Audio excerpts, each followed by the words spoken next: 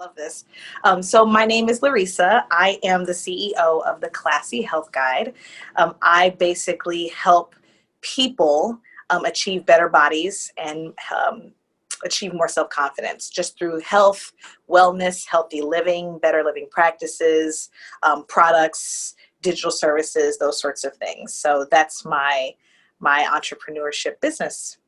That's great. In the times of everybody wants to look good, I'm sure people are flocking to you. It's nice. It's exciting to see, especially more people our age who are truly wanting to take more control of their body and their health. So yes, no complaints, no complaints. Yeah, and looking good and doing it the healthy way is always yes, exactly.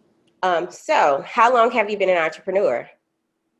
Only for a little under a year, actually. I started my business in the end of May of 2019. So I'm still kind of fresh to the game, but I'm loving it.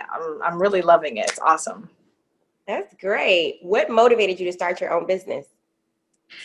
So it's funny because I guess I never really had the entrepreneurship bug. It just sort of, so I'm from Nashville. I moved back to Los Angeles, which of course is like double in, the amount of money it costs to live there. And, I like nice things, like, right, what girl doesn't? So I'm like, I guess I should probably try to, girl doesn't, right? I'm like, I guess I should probably try to make some more money. So what do I like, right?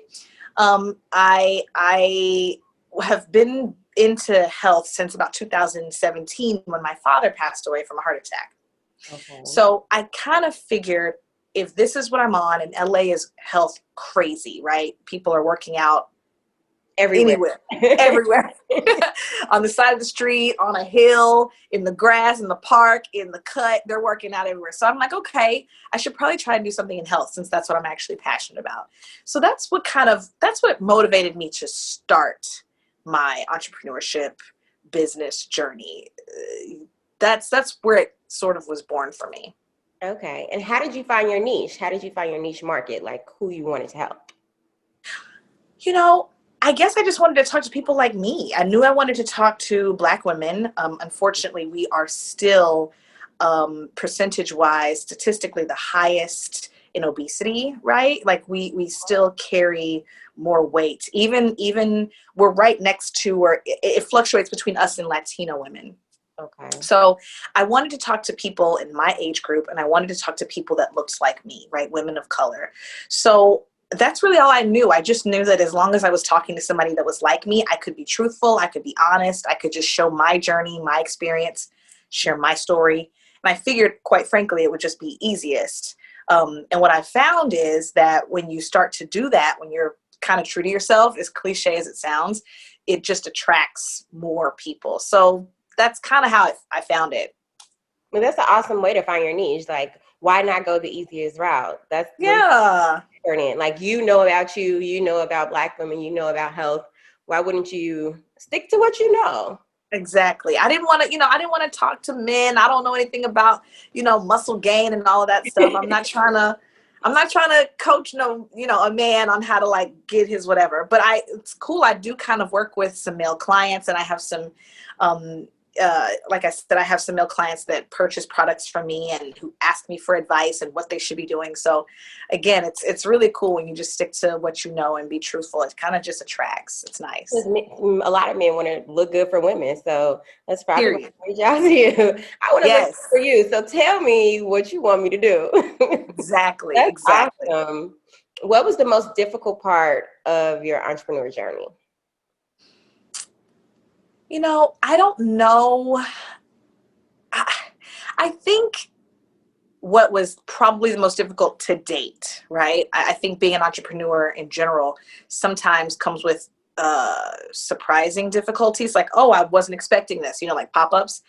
I guess this idea of kind of going back to school and just re-educating myself on how to run a business, how to start a business, how to make it legal, how to protect yourself in business, what you need to do. That was really sort of kind of difficult for me. It was just a mind shift. I'm like, oh, you mean I can't just do this? Right. And sell this? And So that was You have to form an LLC. I actually have to get a business bank account. see, I can't commingle, but like, yeah, I get it. like, My next question is, what is your favorite thing about being an entrepreneur?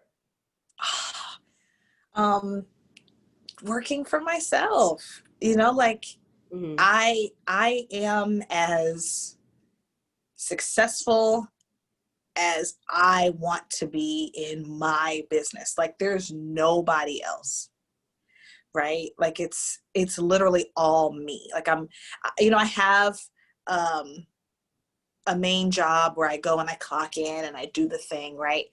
But having my own business, like it's so empowering. It's so like, oh my God, like if I don't do this, if I don't stay consistent, if I don't um, you know, send out emails, if I don't send out text messages, if I don't continue to engage my audience, like it's nobody else's fault.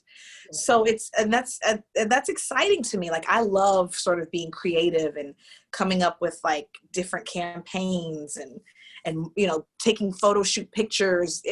All that kind of just excites me. So that's probably my answer to that. What's your least favorite part? Least favorite part. I don't know. This might be more so closer to like hard because I'm a mom as well. I don't know if I have a least favorite part, but sometimes I definitely fall off with my consistency, which I don't like, but it just sort of happens just because life happens, right?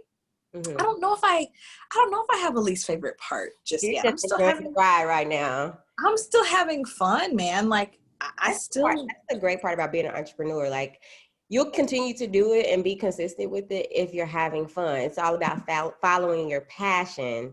Yes. I completely agree with that. That is awesome. Thank you. What's been your biggest success thus far? Probably, I mean, yeah, I think all the knowledge that I've gained, like talking to people like yourself, networking, having people give me and share information that helps me make more money in other ways. I think that's probably the biggest success I have. I mean, the money is good. Don't get me wrong. Like, yes, it's exciting when it's like, oh, somebody just bought something, or somebody just slid into my DM from a post. All of that is great. But I think by far, I am at the stage in my life where I understand that instead of having a millionaire give me $1 million, I'd rather be with that millionaire for like 2 weeks so that I can gain the knowledge to make billions of dollars on my own. You know what I mean? Absolutely. That's like a question that I asked on Instagram a few days ago. Like, if a billionaire told you to do something every day, would you do it? And most people said yes. And I responded with a not so friendly. What was the correct answer? I think I answered yes to that. So the answer to the question typically would be yes, but I called everyone liars, and including myself, because billionaires and millionaires have told us in their books, in their throughout their mentorship, what to do, and we haven't done it. So yeah, we're some liars. Ooh, that's real. I don't know if did I catch that post? I must have missed that post because I definitely was like, yeah, I'll do it. But you're probably right. And it's like we say that we would, but we haven't.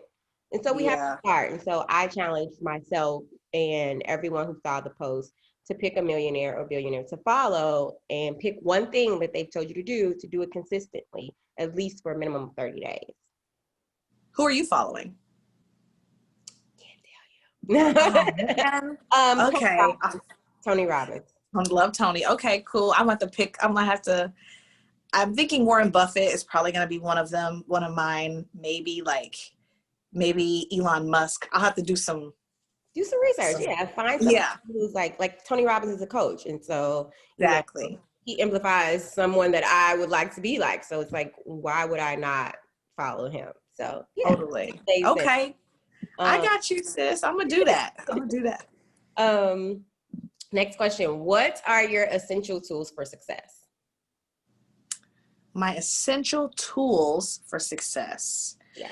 You mean physically, right? Like things that I use on a daily basis, like for my business, or physically or mentally, like what do you consider like this is a tool for success for me? Like, oh wow, that's a big question. it could I be have a lot of meditating, it could be a new laptop, like it could be any of those things. So yeah, I use a lot. I'll try to keep it to 5 things. okay. Definitely daily affirmations and gratitude.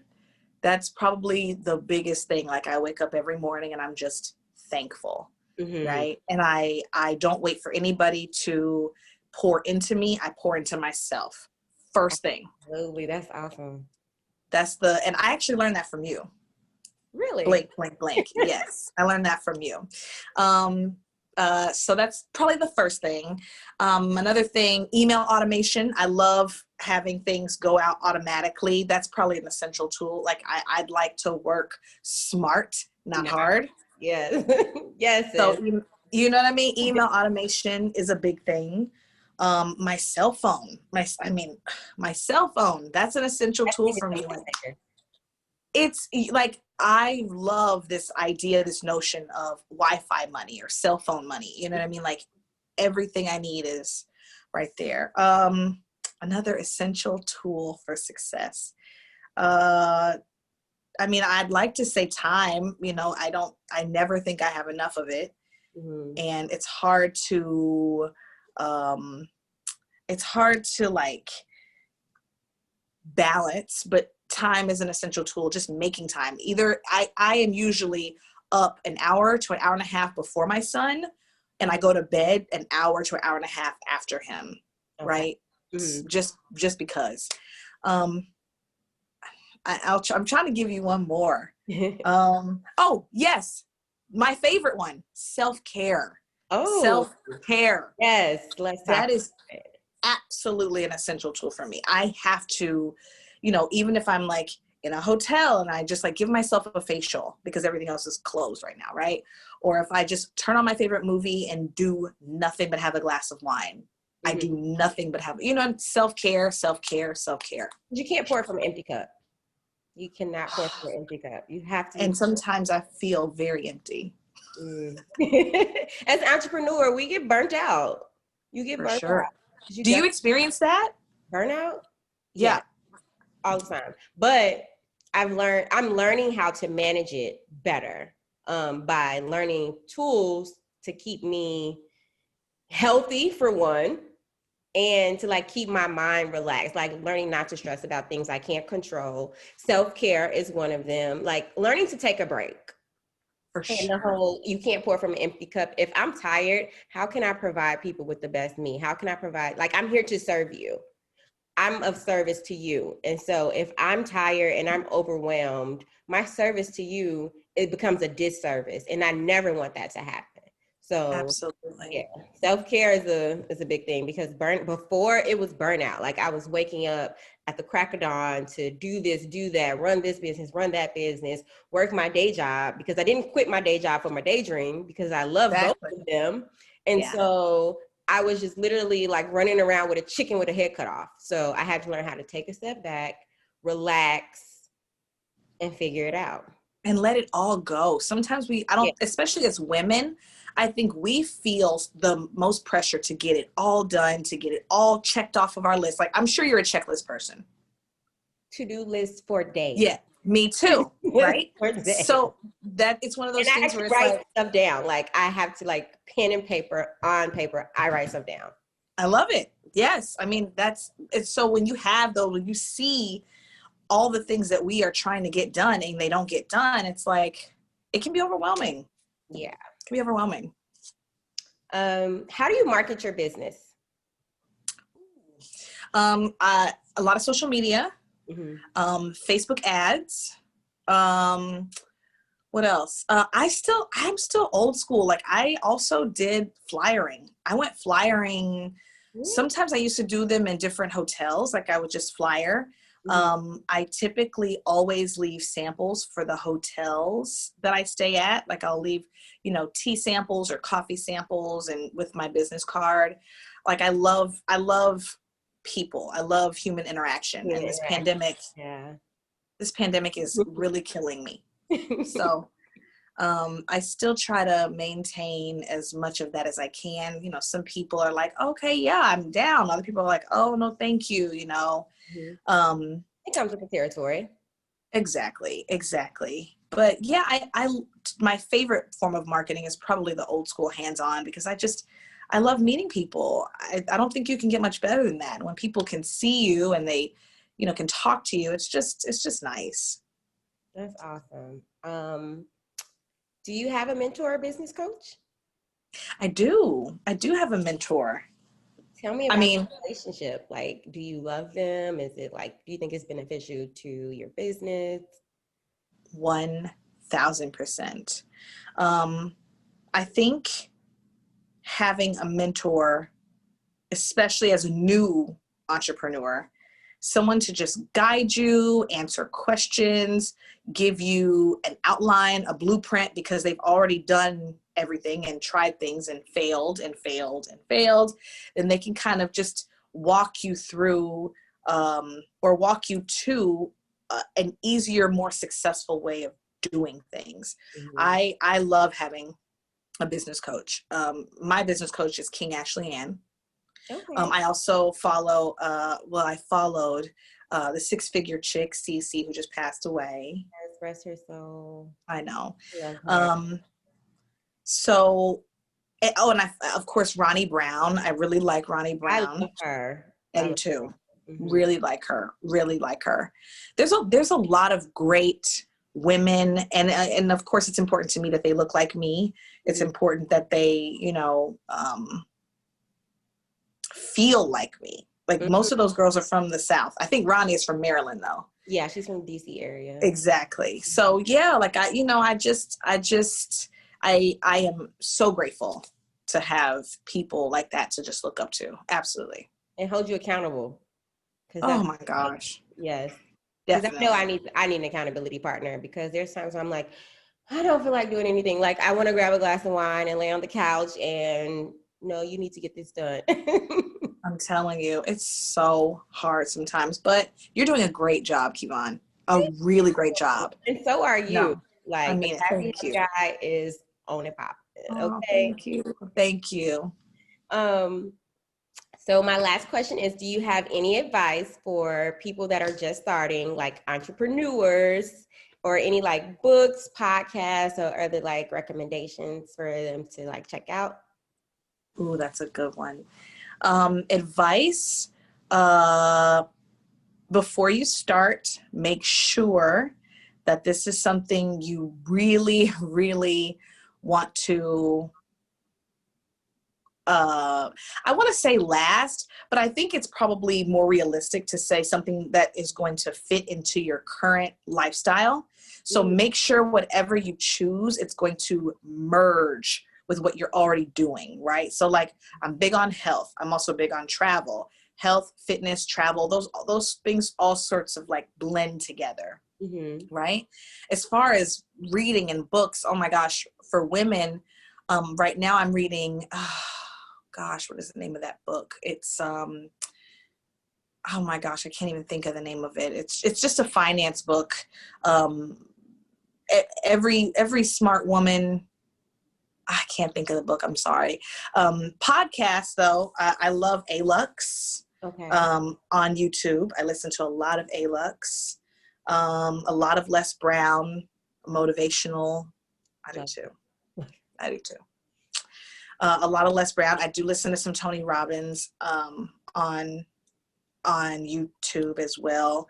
I mean, there's a lot of great stuff on YouTube just for motivation, just for like, get up, let's go. You got this. Don't stop. Don't quit. Starts with your mindset.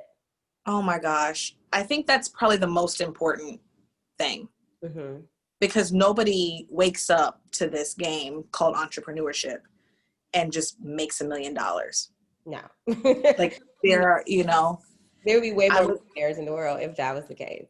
Period. I would also venture to say, and I might be reaching, tell me what you think. I don't think when people say that they're self-made, I think that's just such crap, because everybody needs somebody. I don't like that term. You know? Because no one's self-made. No one. No one is reinventing the wheel. So true. You're just keeping it spinning. Absolutely. Very true. Very true. Yeah. You have to give others credit for your hard work or your success, but the truth of the matter is no one can do it alone. No one. It's like everybody needs a proverb. If you want to go,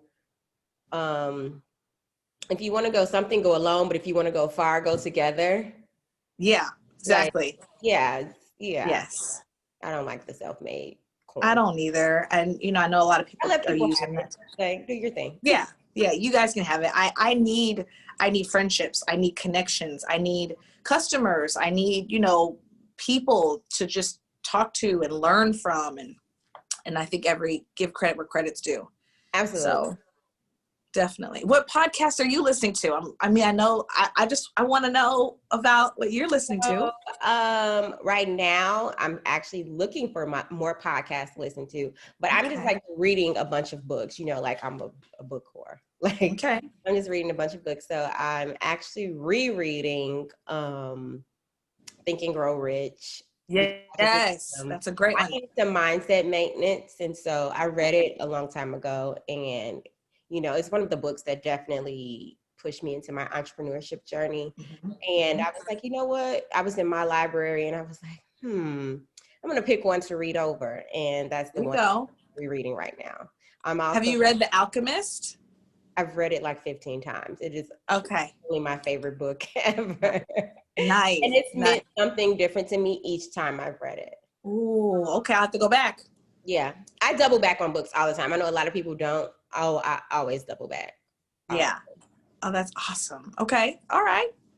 Okay. I'm at the double back. I'm like, I love Think and Grow Rich. I'm also trying to learn about real estate right now and in real estate investing. So after this, I'll definitely give you some stuff.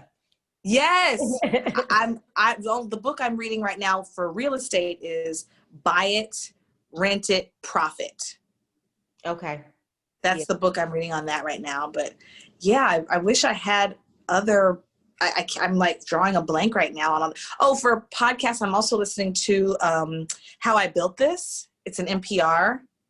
It talks to basically the founders and the CEOs of Herb Kelleher was on there for, Southwest. Mm-hmm. The couple that started Lonely Planet, how they became so big. Crate and Barrel owners, they became so big. Melissa and Doug, the kids' toys. Mm-hmm. Like, it's really interesting to hear how these CEOs kind of got started and what their journey was. How I Built This is great. Okay. I definitely think our viewers could benefit from that, because most of them just starting out, and like, what other type of inspiration to have than someone who started small and then grew to $1 billion industry. So absolutely. I want to say thank you for allowing me to interview you today. Thank you for joining me. Thank you for having me. This was awesome. Okay, we'll chat later. Yes, we will. Thank you, Kevon. You're welcome. Bye. Bye.